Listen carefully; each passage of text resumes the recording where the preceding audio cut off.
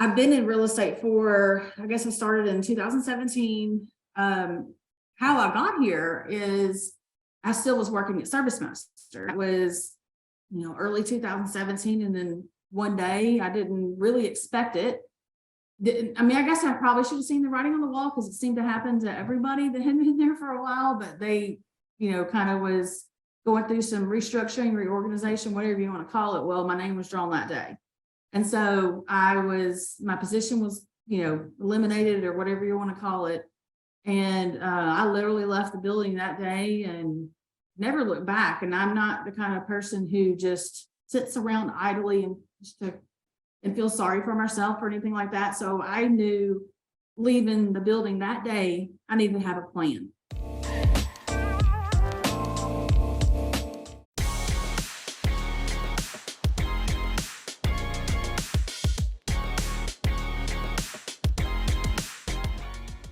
Hey everybody, I'm back with another episode of So Success Stories.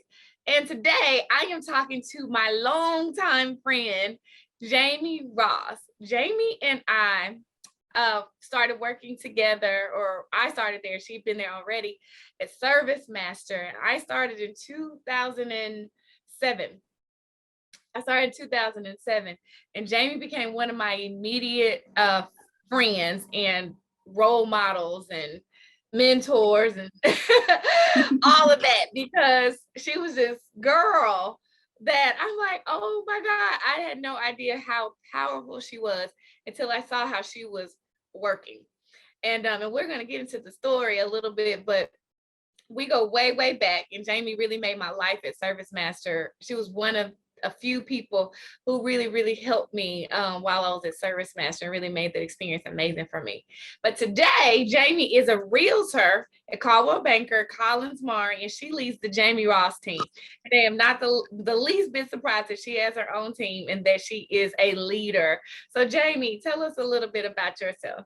All right. Well, Summer, thanks for having me on today. I know we've been trying to put this together for a while, so I'm glad that our schedules aligned this week. So well, like Summer said, we met back in 2007 and worked together for several years, and I followed Summer's journey and she's followed mine. I worked for Service Master for pretty much right out of college. So I started there in 97 and just kind of worked my way up, just doing a variety of things, getting lots of experience, and learned a lot there. And I worked there till 2017. So this was about 20 years that I spent there, and left there and became a real estate agent. And so now I do that, and as I'm a real estate agent, and my husband works with me. My husband's Billy, and he spent about 20 or 30 years in retail management with Kroger. And so now he's kind of in the real estate journey with me. And then we have two kids. Our son is grown and gone, and he is a home inspector. So we kind of keep it all in the family. I love it. And my daughter is going to graduate high school this year. And so she's still at home with us. Wow. So Jaime, where are you from, and where'd you go to school? I went to University of Memphis, and I graduated here locally from high school. So I grew up in the Memphis area, went to Kingsbury High School, graduated in like 1995. So I've been around forever. Now I live in North Mississippi in Olive Branch. And so I've been out here I think we moved out here in 2006. Wow. So this is exciting. So even hearing about your daughter graduating this year and your son already out of school, it's like isn't it wild? I know. It really is, but it's exciting. And so Jaime, yes, I am excited, so excited for you. And I am following your real estate journey, and see how successful you are. Go ahead and share what you shared with me earlier, your position. Yeah. So well, I am I think this kind of gets into some of the interview that we'll have today, but I've been in real estate for, I guess I started in 2017.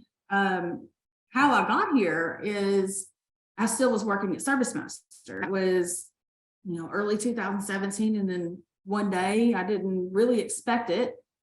I mean, I guess I probably should have seen the writing on the wall because it seemed to happen to everybody that had been there for a while, but they, kind of was going through some restructuring, reorganization, whatever you want to call it. Well, my name was drawn that day. And so my position was, eliminated or whatever you want to call it. And I literally left the building that day and never looked back. And I'm not the kind of person who just sits around idly and feel sorry for myself or anything like that. So I knew leaving the building that day, I needed to have a plan. And so I was driving home and, so my role at service. Let me pause you for a second. Okay. I'm gonna pause you. So what I was looking for was that you're the number one agent. You want to tell that right now? So yeah, just in that part, that's it. So okay. Here we go. So I said you're number one, right? Number one agent, right? Yes, I'm the number one agent. Okay, that's what I wanted to say. And that's what I wanted to say. And so let's also say this now. So in this program, I have what I call the SOA success system. And then we'll go right back to your story. So in this program, it's the SOA success system. It's my belief that if anyone can learn to overcome obstacles, eliminate excuses, and calculate choices, they can have SOA success. And Jaime, you are a SOA success story. And so let's start with the obstacles. Talk about some of the obstacles you had to overcome, and you can go right back into the story that you were sharing. Okay. So, the obstacles that I had to overcome, literally was a huge obstacle. It was, I have a paycheck and then I don't have a paycheck. And so literally I was driving down the road that day thinking, what am I going to do next? And I said, you know what? I've had all these people, several people over the last couple of years, and they kept telling me like, you would be a great real estate agent. And I was like, oh, I don't think I have a job. I kind of brushed it off and said, no, I don't. I have a job already. I can't take on a hobby role. I can't take on another job because I traveled all the time for work. And so literally that day on my way home, after leaving Service Master, when my position was eliminated, I was driving home and I said, okay, I have been asking myself for 20 years, what do I want to be when I grow up? What am I going to do? And I'd always aspired that I'm going to own my own business. I'm going to, control my destiny. I'm going to do whatever I want to do. And I'm not going to rely on other people. So I literally was at the intersection of Riverdale and Winchester. And I was stopped at the red light. And I said, I know what I'm going to do. I'm going to become a real estate agent. And so in that moment right there, literally I had driven from Poplar and Ridgeway or wherever our office was to get to where I had decided what I was going to do with my career. I then called my husband to let him know that I lost my job. And so I called him and I said, hey, I want to let you know that today my position was eliminated. He was like, oh my God, what's going on? I was like, don't worry about it. I got a plan. He said, well, what's the plan? He's used to my plans. I come up with ideas all the time. I'm the idea generator. And I said, don't worry. I'm going to become a real estate agent. We're going to be fine. And he was like, you need to go home and like take a nap or sounds like you're about to have a breakdown or something. I said, no, I'm fine. And so I left and I hung the phone up and I don't even know what I did the rest of the day that day because all I remember is turning right on Winchester, and that's not the way to go home. And I just drove around Memphis. I just drove around until I finally ended up at home. But I had already calculated a whole plan of how I was going to become successful at real estate in my mind while I was driving around that day. And I kind of owe some of that to what I did at Service Master because I was, part of my role was to help franchise owners devise a plan to stay in business and stay successful and identify their weaknesses and overcome them and not to have excuses. And so that's what I told myself. I said, no excuses. I have to be successful. And this is what I'm doing right now. And so at some point over the next 24 hours, I called a friend that had told me I should become in real estate and told him to set me up on an interview with the broker. And then, the rest is kind of history. I met with the broker, put myself through school and got licensed and all that. And the other thing about it was I didn't even tell anybody that I had lost my job. So I didn't put it on Facebook. I didn't, and I'm an open book on Facebook. Everything goes on there, everything. And I didn't share that information. So from February till basically when I opened the doors in July to be a real estate agent, I was mum's the word on what I was doing professionally. No one really knew that I had left, but it was all part of my plan. My plan was to make this big splash and surprise everybody. And so that I would get a lot of attention, and I thought I would pick up some business doing that. And that's what happened. So I love it. So Jamie style. It just reminds me of I don't remember exactly what we talked about, but that time we took a road trip. It was either Nashville or Atlanta. Nashville. It was a Nashville trip. Yeah. And I just remember I gained so much respect for you and your drive. And when you just said, I decided, oh, don't worry, and told Billy, don't worry, I'm okay. I'm going to be a real estate agent. Most people would freak out and like, okay, well, how do I become You're just like, no, I don't know, but I'm going to figure that part out. So don't worry about it. That's just so you. Well, you care to talk about any other obstacles that you've had to overcome? Well, I think that, I go back to professionally, I worked in a male dominated business, which was Service Master. We were in a male dominated organization, male leadership, the good old boys club. It was just, lots of people that had been there for a very long time. I respect all those people a lot, but that it's hard to break through when you're a young female that doesn't have the 20-year history that all those guys do. And so, I think I am who I am today because of that leadership that we had at Service Master, because there were so many of them. And I took my favorite things from each person. And so, something I liked about from this person, I took it, morphed myself into that, incorporated that into who I became. And I did that for everybody. And I kind of still probably do that. And I feel like that's what you have to do to grow and just to be successful. I was telling this story a couple of days ago to a group of real estate agents. We were talking about it, and I told them, you can do whatever you want to do. You can be as successful as you want to be successful. It doesn't matter. No one controls your destiny, only you. And you got to be the one that decides every morning when you wake up, what are you going to do that day?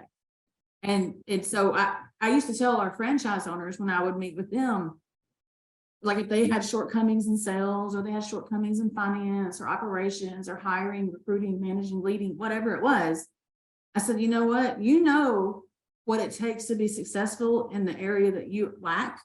So you decide what characteristics you need to learn, and just decide you're going to fake it till you make it. So every day you wake up, you say, I've got to be a strong leader that people can depend on. Well, zip that suit up and you go out and you pretend to be that very strong leader. And eventually you teach yourself, you learn from yourself, and you end up morphing yourself into the person that you kind of aspire to be. And so over time, you build all these great characteristics in yourself. And then you just build a great person that you work behind on who you would be.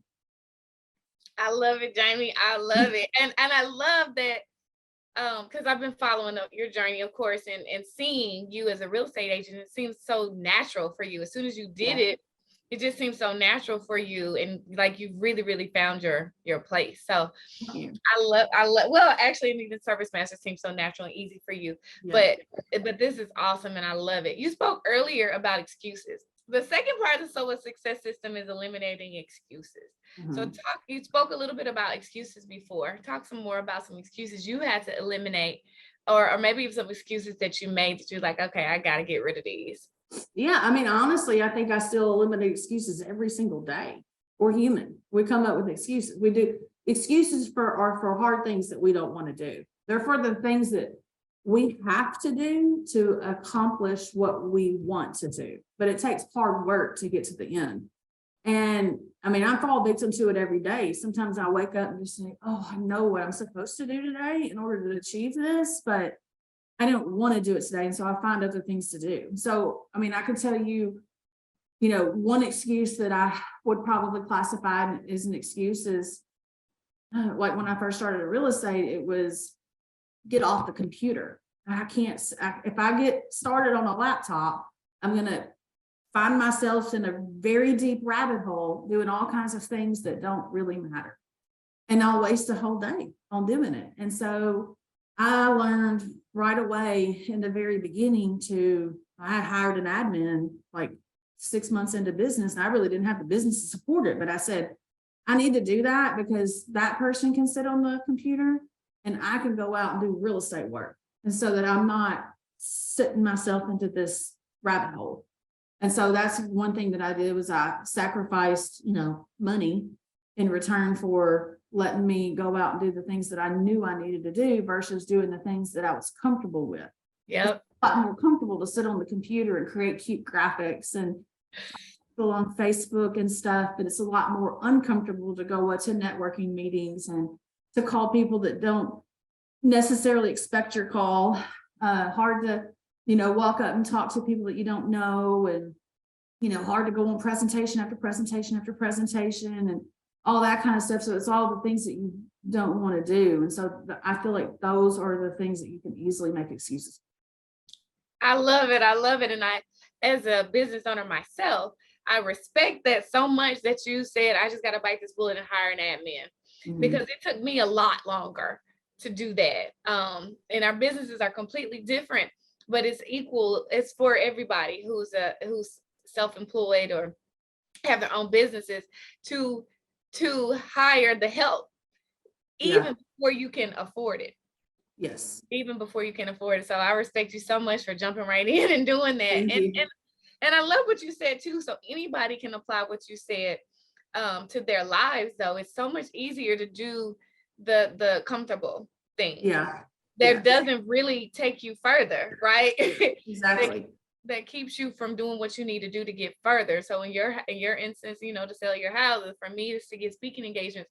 But yeah, I would love to just make some graphics on Canva. Yeah. But and I think for me too, it goes back even further. I mean, I didn't have a silver spoon in my mouth growing up. I graduated from Kingsbury High School. It wasn't an influential, high school. So I didn't start in the business world with connections and, just all the things that somebody maybe with a little more influential background would have.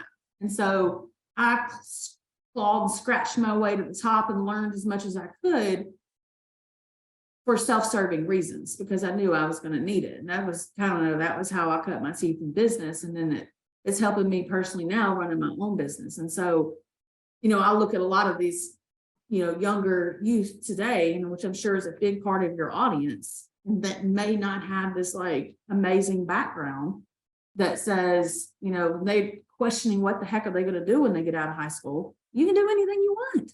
Yes.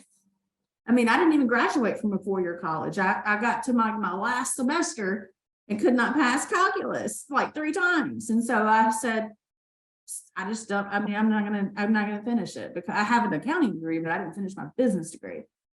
And so I just did what else I needed to do to get by. And so you can do whatever you want to do. You don't have to have this, preconceived background and people feeding you, and you gotta take the bull by the horns and do what you need to do. It made you hungry. And I would say the same for me, because I didn't come from a background where I had money or connections or resources or even guidance on. I mean, I love my family, but they didn't show me how to do those things, or nothing to what I'm doing today. Exactly. Yeah. And I'm grateful for it, and if you do have that situation, then use it as an advantage. But I didn't have it. I see you didn't have it. And I believe that, I can see that in you. That's why I've always been so hungry and such a go-getter. And so always. Well, the third part of the Solar Success System is calculating choices. So Jaime, I've watched you make some choices along your journey. Talk about some of the calculated choices that you had to make. And again, you said you didn't announce it. I had no idea you got let go at Service Master. So that part wasn't a choice. Yeah. So I think that was probably one of my the first calculated choice was that I was going to be in real estate. The second was going to be how I was going to use it as a marketing advantage. And, I mentioned earlier that my background at Service Master, a lot of it was, and what I really enjoyed was helping other business owners be successful. That's what I felt like my job was. My job was to see what they lacked and help train them up so that they could get through. And so I identified those things in myself. And I literally told myself that day when I was driving home, I was like, time to eat your own pudding. Like everything that you told all these other people, let's see if it really works. We're fixing to do this thing. And so, I did it, and I put myself on auto drive. And so I literally came home. Only very close people knew about it. So about 6 people in the world besides my immediate family that lived here. That's all that knew about it. But I came home, I cleaned out my office. I literally burned everything that had the word Service Master on it because I did get a little pissed off. So that stuff did get tossed into the bonfire. I will tell you that did happen. But that I had to get rid of it. It had to be cleansed. It was over. It was done. And then I transformed my office, my home office, into this just place where I could learn. And so I hung up whiteboards all around. I downloaded every podcast I could find, downloaded audiobooks, of course, enrolled in school. And then, I didn't announce to the world that I had left Service Master, and I set a time for myself that, I had to get some income coming in before the end of the year. And so I eliminated any excuse to take my eye off the ball. And so it was, if no one knows I'm not working, they're not going to expect me to be doing non-working things during the day. And so I would get up in the morning and I would go to my office and I would read and study and read and flashcard to death and everything. I could listen to podcasts and watch videos. And all along while I was doing this, I'm writing on the whiteboard that goes around my office with sticky notes and Post-its and markers and everything, all the things that I was going to have to do. And so I don't know if I answered the question or not, but no, this is good. I'm all in it. Okay. So like, man, I didn't even do all that when I started my business. That's good. Well, it was really calculated. When I started and got my license, it was literally like, and you probably have a message from me in Facebook somewhere where I messaged everybody I knew and was like, send me your address because I'm sending out a business announcement. And I didn't tell anybody what it was. And I just said, do it. And I say probably 90% of the people messaged me back, gave me their address and their email and all that stuff. And so it was all calculated to where I had a business Facebook page made that just wasn't launched yet. And then I had a letter that was going out in the mail, and then an email that was going to go out, and everybody was getting invited to the Facebook page. And so over a 7-day period, I just kind of dropped all these things and told all these people what was going on. And I remember that my first day of coming into the office, and I was sitting in this cubicle area at the office, and there was no other agents in there. It was just me in there. Everybody else had a private office. So I'm in this cube area, and I'm bringing all my stuff in that day. I know that they thought I was nuts because I was bringing in boxes of all this marketing material I had created, all these envelopes, stamps, postcards, business cards, laptops, everything. I'm just dumping it in this world now has become mine. And I remember I had to go stand up against the wall because I got to take a selfie so that I can put it on, like I had to go on something like I needed it for my website or something. And I said to myself when I was taking this selfie, and I remember it flashed in front of my eyes, and I was like, what the hell am I doing? And I was like, oh, I don't have time to think about that. I'm going to be a real estate agent. And so I just got out there and did it. And a lot of people ask me like, Jamie, you're in a very competitive, I'm in a competitive environment. It's so competitive. And they always say like, gosh, you went into this and you're starting to compete against these agents that have been doing it for 10, 15, 20 years. How did you do it? Because, like we said earlier, I have been very successful and blessed to be where I'm at to attain the level of business that I have. But and I think it's because I allowed no excuses. I didn't pay attention to what other people were doing. This was all about what I had to do. And honestly, I didn't even know another real estate agent existed. I didn't know about them. Apparently other people had name tags on it that said they were real estate agents, but they were different than me. And so I just came in and created like what it was going to be for me. And I didn't pay attention to them. I think people think I pay attention to other people, but I didn't. And I just put my head down, and I knew that I wanted to be successful. I wanted to be number one. I'm used to winning. and in my roles. And so it's hard for me to be in second place. And so, the first, I don't know, remember, I just know that in my first like 6 months, I got in $1 million club. And the first 18 months I was licensed in 2 states and multi-million dollars in 2 states. I think by year 3, I ranked in the top 15 of our company. And I think in year 4, I might have made it to number 1 that year. And then I think year 5, I was number 1. I don't know where I'll rank this year. It's going to be close, but yeah, I didn't look at any of those other people that were ahead of me on the list. I just looked at what my opportunity was. And as hard as I worked to accomplish what I did, I didn't have time to pay attention to nobody else, because that takes your eye off the target. And so I just created a plan and a strategy and a game plan, and I just kept going. And so at some point I convinced my husband to quit his 32-year job to come and help me, because I was so busy and I had so much going on. And I thought, well, you can come help me because I'm dying. And he didn't like what he was doing anymore. So we'll just do this together. So now we do it together. That's so awesome, Jamie. I'm pumped up. Like, that was good. And every single thing that you said can be applied to anybody, no matter what they're doing. Yes. No matter what they're doing, if they want to be successful, if they're working a job, or if their own business, or if they, whatever they want to do, if they apply everything that you just said, they can win. I'm ready to apply a lot. I'm like, I needed that little boost myself. That was good. That was good. And I love that you were able to bring your husband on to support you in your business. And I know he was excited about that too. So even the situation in Service Master was just a blessing. Yes, absolutely. I mean, I don't have any hard feelings against Service Master. I think initially I probably held a grudge for a while, and it wasn't the company, it was some of the leadership people that were there that I didn't necessarily agree with decisions that they were making.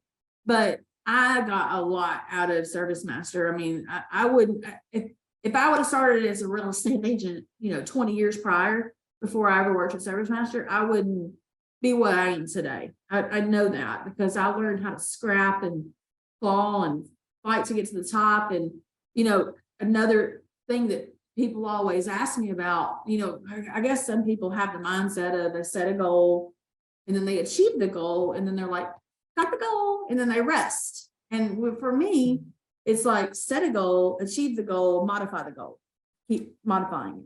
And so I remember, when I kind of got started in this journey of real estate, and some of the leadership at Coldwell Banker had asked me like, well, what's your annual goal this year? And I'm like, well, it's this. And then when I meet it, like in September or something, they're like, oh, congratulations, you met your goal. I'm like, oh no, I modified my goal. I've adjusted the new goal. It's here. They're like, oh, really? And so I'm adjusting my goals all the way up to like December 31st, because I didn't, when we were at Service Master, you didn't get the pleasure of sitting back and relaxing for the rest of the year. It was push, push, push, do more. And so that's part of, I think, what makes me just have that drive to not give up, never be satisfied with where I'm at. I love it. And I have to give props to Service Master too, because as a marketing manager, that was my job, was to help the franchises with their marketing.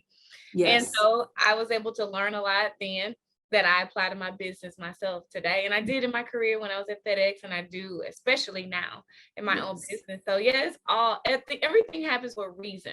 And I truly, truly believe that. And even in this situation, bad situations, in that situation that was bad or it's hard, but it pushed you to do what you were supposed to do. What you were supposed to do. And maybe you eventually would have, but it pushed you to get there faster. And I don't know if I would have. I don't know. I mean, I don't know. I just probably was comfortable, and they probably made the best decision for them. And honestly, in the end, they made the best decision for me, because I mean, timing's perfect. It all worked out. It is amazing. It is amazing. So Jamie, you have demonstrated that you know how to overcome obstacles and eliminate excuses and calculate choices. And you know how to be successful no matter what. You are a success woman. But what is your personal definition of success? I think it's just to be satisfied and be happy with where you are. I don't know that I can define success as like, I can't quantify it.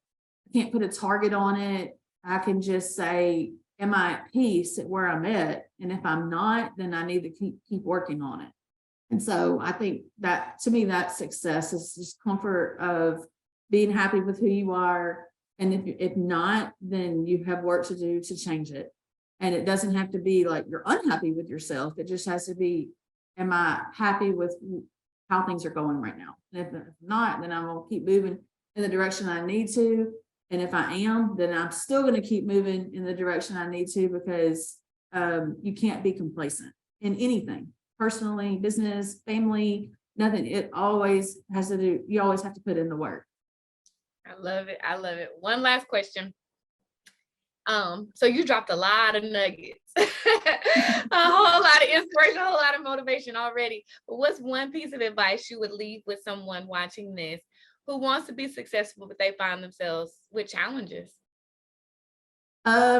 I would say you have to come up with a plan. You have to I think you need to write it down. You need to do some self-exploration and figure out where do you want to achieve? Where do you want to go? What is it that you're trying to do?